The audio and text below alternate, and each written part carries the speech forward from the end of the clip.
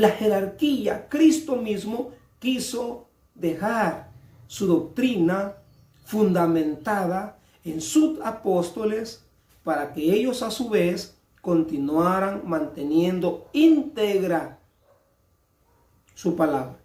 ¿Qué significa mantener íntegra la palabra del Señor? Hermano, no quitarle ni ponerle. Y es ahí donde tenemos que tener gran cuidado. Lo acabo yo de aceptar y decir, yo como laico, aunque soy un laico comprometido, porque soy a tiempo completo, porque he tenido una cierta formación doctrinal, apostólica, espiritual, apologética, sé un poquito, pero nunca me voy a comparar al conocimiento que tiene un sacerdote, no digamos el obispo. Y por eso que la Iglesia Católica no le toca, no le pega en sí a la Iglesia este texto, pero a ti y a mí sí nos puede caer. Si nosotros nos dejamos guiar por un líder, por un coordinador, por un catequista, que no sé, lo apreciamos, lo admiramos, lo respetamos, pero que a lo mejor en alguna ocasión va a cometer un error, va a cometer un desliz o un mal discernimiento de la Escritura y quizás lo va a asegurar.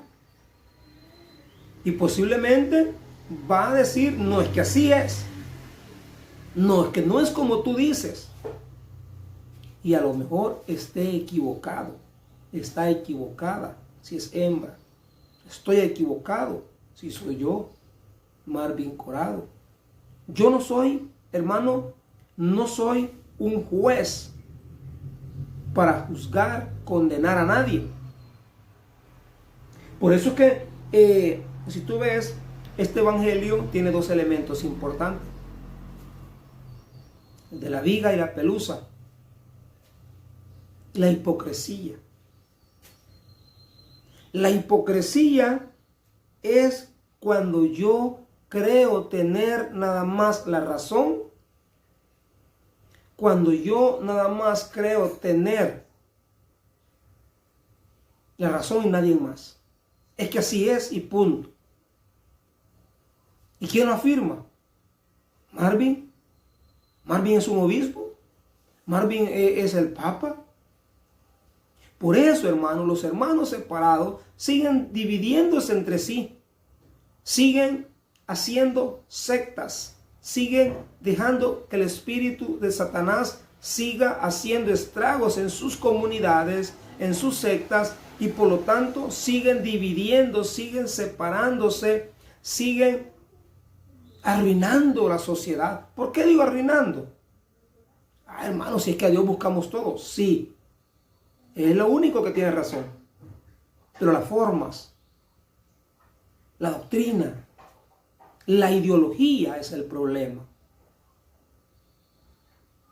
Repito, este texto de guía ciego que guía a otro ciego van a caer al mismo hoyo. Eso quiere decir cuando nosotros nos dejamos llevar por lo que dice nuestro coordinador, por lo que dice nuestro catequista, nuestro pastor de la iglesia.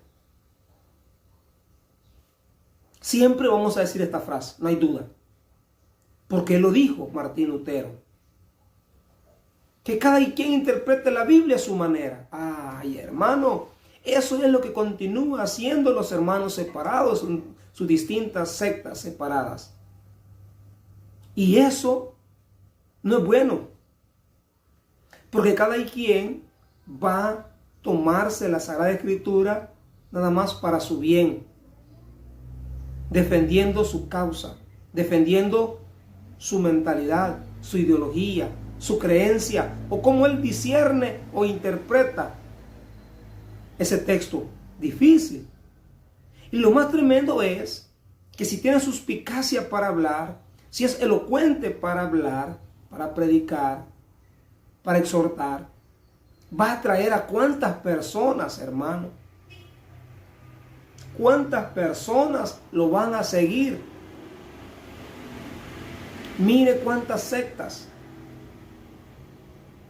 usurpando el nombre que son profetas, que Cristo les habla, que el Espíritu Santo los utiliza, engañando a la gente que hablan en lengua cuando no es una lengua espiritual que venga de Dios como un don, sino es un lenguaje aprendido. Pero la gente sedienta de Dios, sedienta de milagros, ¿qué es lo que hace? Seguirlo, dejarse engañar. Y muchas veces, hermano, se queda sin comer, deja sin comer a sus hijos, sin que lleven dinerito a la escuela, porque tienen que dar su diezmo. Los tienen como hipnotizados. Los tienen, hermanos, engañados. Cuidado con dejarte guiar.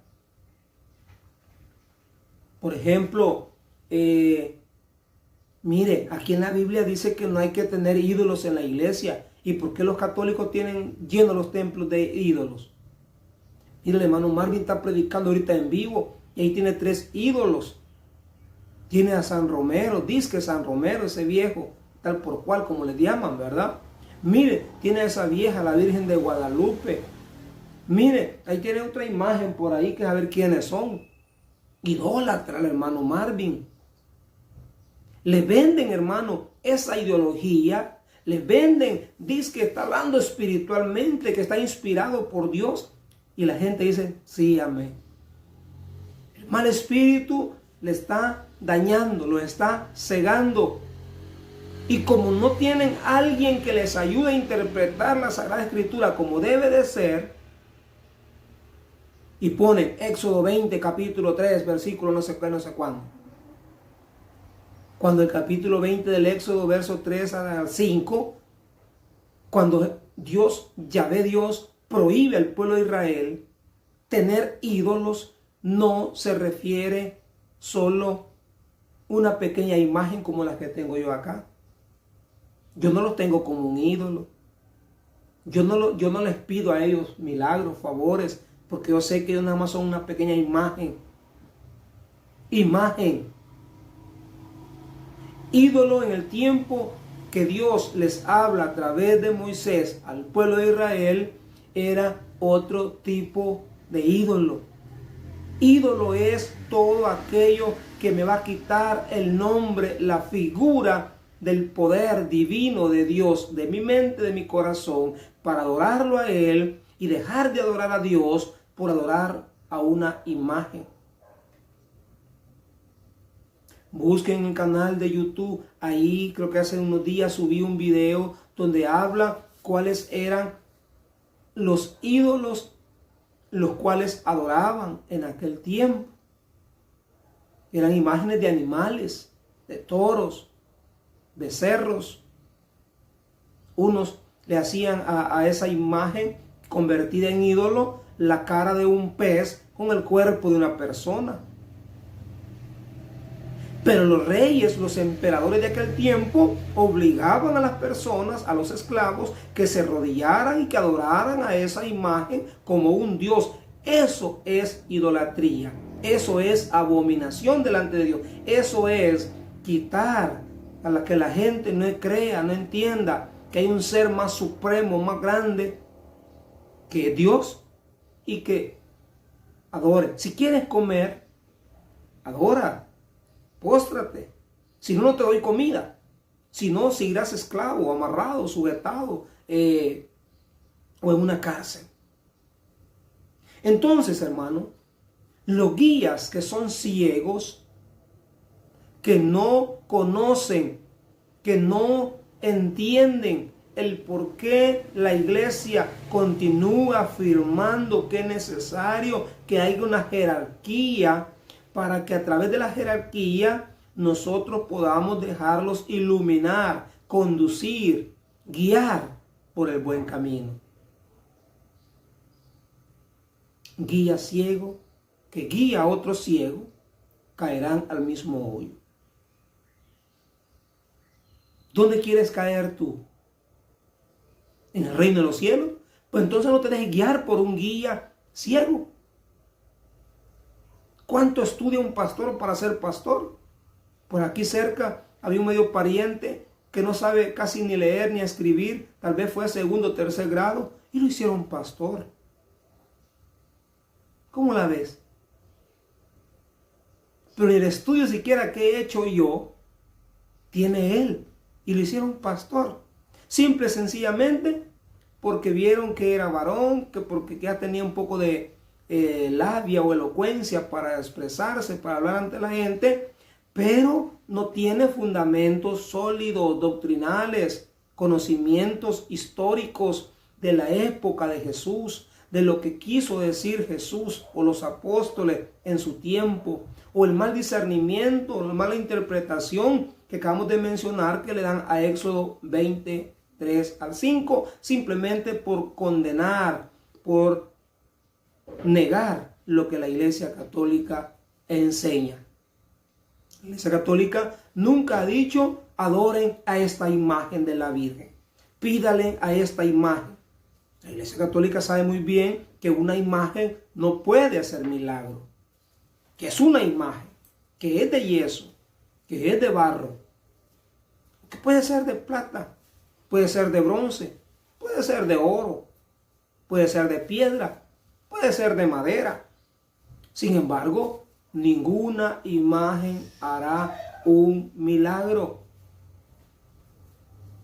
Entonces, ¿por qué la tienen los católicos? Pues ya lo he dicho, la tenemos porque nosotros seguimos como manteniendo la cultura, como tener una imagen que me remonte mi pensamiento, que me haga recordar, por ejemplo, las virtudes de aquel hombre, gran hombre, aquel hombre santo que se entregó por amor a Dios y por amor al Evangelio. Y por eso nosotros recordamos sus virtudes, admiramos sus virtudes, queremos imitar sus virtudes para parecernos un día a Dios. Porque ninguna imagen de un santo o ningún santo en su tiempo, santo de verdad, es decir, un hombre, por ejemplo, un santo que se hizo famoso, pero que luego llevó a la gente a seguirlo a él, detrás de él, como que él es Dios, ese ya no es un santo, ese es un impostor, ese es un guía ciego que quiere guiarnos a nosotros porque cree que somos ciegos y entonces vamos detrás de él. Como lo hizo, por ejemplo, Martín Lutero, valga la redundancia. Claro que la gente no creía que Martín Lutero era un impostor, era un guía ciego, por su sabiduría y conocimiento que tenía de la Iglesia Católica. Pero, oye, entra el problema de la soberbia. La soberbia de Martín Lutero hizo que dijera eso, que cada quien interprete la Biblia a su manera. Y comenzó a distribuir la Biblia en el idioma alemán a todas las personas, sin que tuvieran un previo conocimiento, estudio, fundamento, para que no la malinterpretaran. Y ahí vemos nosotros cuántas sectas en el mundo contradiciendo la doctrina de la Iglesia Católica. Y el problema, ¿sabe cuál es? Que todas las sectas dicen tener la razón, tener la verdad en sus manos, que son la Iglesia de Cristo. Y tal vez no tiene ni 500 años, mucho menos 1000 años. Pero ellos dicen ser la Iglesia de Cristo. Cuidado con que te vendan una noticia, con que te vendan una idea. Así. Conozcamos a Cristo de verdad. Hermanos, ¿quién, gracias a quién dijimos tenemos Sagrada Escritura? Gracias a la Iglesia Católica, gracias a San Jerónimo, gracias al Papa que en su tiempo ejercía, ¿verdad?, el papado, San Dámaso I. Ahora vamos a estudiar un poquito gracias a quién tenemos la Biblia con capítulos. Número 1, atención, si quieres escribe o no sé, bueno, tú sabrás, esté atento ahí. La división actual de toda la Biblia en capítulos es obra de Stephen Langton. ¿Quién era Stephen Langton? Era arzobispo de Canterbury. Canterbury es una ciudad donde él fue elevado a lo que estamos diciendo, arzobispo. ¿Tienen obispo o arzobispo los hermanos separados en sus templos? No, simplemente pastor o diáconos, que le llaman ellos, ¿verdad? Sin embargo, mientras Stephen Langton se desempeñaba como profesor de la Sorbona, es decir, una universidad en París, en Francia, allá por el año 1220. ¿Ve? 1220. ¿Cuál Biblia fue la que comenzó a traducir en capítulos? ¿Cómo se llamó la Biblia que dijimos que había traducido del griego, del hebreo a latín? La Vulgata. Pues esa Biblia Vulgata es la que Stephen Langton tradujo, dividió ya en capítulos. Imagínate nosotros, si tenemos tantas sectas divididas, separadas, distorsionando la doctrina de Cristo, ¿cómo fuera si no tuvieran capítulos las Biblias? Como que eran narradores de fútbol, ¿verdad? Agarraran la Biblia de corrido, de corrido, de corrido. No hubiera un respeto para ver de qué capítulo a qué capítulo yo quiero estudiar o quiero leer. Luego, vamos también a conocer el nombre de la persona que tradujo o dividió, después de tener ya en capítulo la Biblia, versículo a versículo. De dónde es un versículo 1 hasta dónde llega el versículo 2. ¿Verdad? Imagínate que no tuviera también la Biblia versículos. Imagínate que la Iglesia Católica no hubiera tenido hombres, personas sabias, estudiosas, inteligentes, utilizadas por el Espíritu Santo. Qué desorden fuera la Biblia. Fue así como este hombre, imagínate, no era tan lejano a nuestros países. Dominico, italiano, tenía doble nacionalidad. República Dominicana y era también italiano. Santino Pagnini. Santino Pagnini. En el año 1528 se dio esto. 1528. Publicó en Lyon, Francia también, ¿verdad? Una edición subdividida en frases más cortas que tenían un sentido más o menos completo, a los cuales llamamos versículos. ¿Ve? Santiago Pagnini. Gracias a este hombre, también tú tienes en tus manos una Biblia dividida en capítulos y versículos. Sin embargo, la división definitiva en versículos es obra de otro editor también. Es decir, Pagnini comenzó a hacer la división en versículos. Pero tú sabes que el mundo actual se va desarrollando, va avanzando. Cada vez vamos actualizándonos. Y esto lo hizo un editor llamado Roberto Etienne,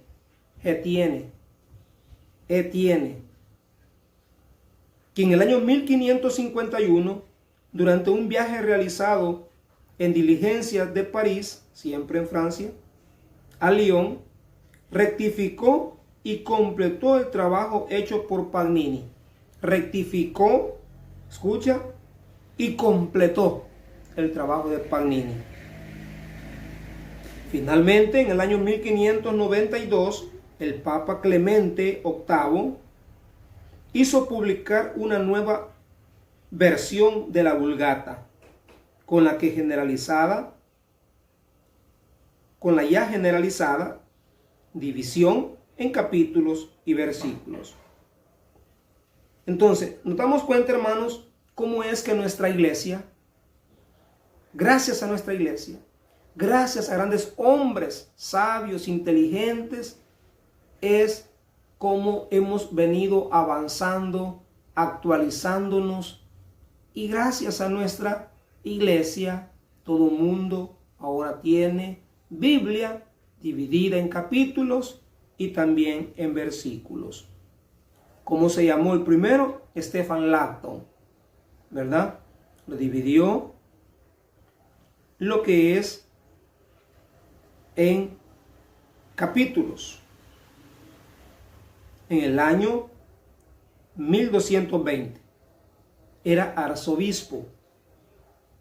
Y luego en el año 1528 Santiago Pagnini comenzó a dividir, a trabajar en los versículos, y se terminó en el año 1551 por este hombre llamado Roberto Etienne, ¿verdad? Él la terminó y la rectificó en versículos. ¿Y quién fue el que la publicó ya en capítulo y en versículos? El Papa Clemente VIII, en el año 1592. Una nueva versión de la Vulgata. Hermanos, qué bueno, qué bendición que cada uno de nosotros hoy tenemos este gran privilegio, esta gran oportunidad de poder ir conociendo poco a poco, saliendo de las dudas, ¿verdad? Cómo es que la Biblia la tenemos hoy en nuestras manos y mucha gente no sabe. Les aseguro, cuando alguien los cuestione, les reclame, les pregunte, un hermano, primo, pariente, no sé, amigo, que es separado de nuestra iglesia, cuestiónalo también tú con estas cosas. A ver si sabe, a ver si su pastor se la ha enseñado, o solamente los tiene a ellos ciegos. Solamente que digan amén, solamente que digan sí, ¿verdad? Tu amigo, servidor, Marvin Corado, te ha acompañado, te ha querido ayudar en tu conocimiento de nuestra doctrina, o en recordarte, si ya lo había estudiado y se te había olvidado, cómo es que nosotros tenemos una Biblia completa en nuestras manos. Bendiciones, estimado hermano en Cristo. Hasta la próxima.